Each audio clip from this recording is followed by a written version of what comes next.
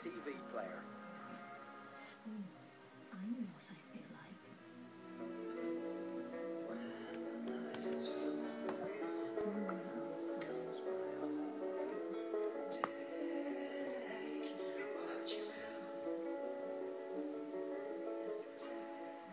The keys, Nuri.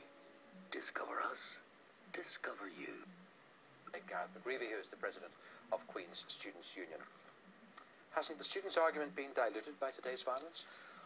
I think it's misfortunate what has happened today, and indeed the student movement throughout Northern Ireland, as well as Queen's Students' Union, indeed NUSU, SIN, as I'm sure many students throughout Northern Ireland would condemn the violence and the violent actions that did take place today. Don't student leaders have a responsibility when they call people onto the streets? You can't just distance yourselves and say, this is not our problem. Today we did not organise any protests in relation to this.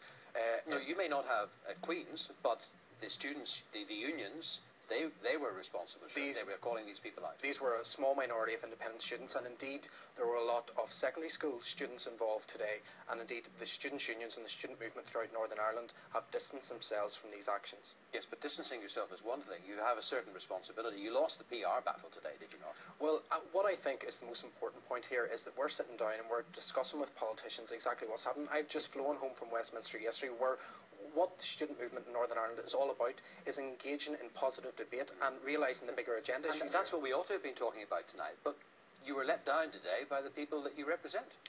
Well, I will openly condemn any violent action which undermines the message that we're trying to get out to, indeed, not only the students are trying to get out, but indeed public at large.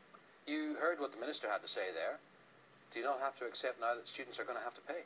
I don't agree with that, and indeed the fact that our MPs today in Westminster showed unity in voting against any increase in students to make the decision. I know they aren't, but we've been engaged in discussions with our MLAs here in Northern Ireland, and we're very positive that we have a work in progress, and indeed this is time for a higher debate in terms of higher education strategy, widening participation and access into higher education. Gareth McGreevy, thank you.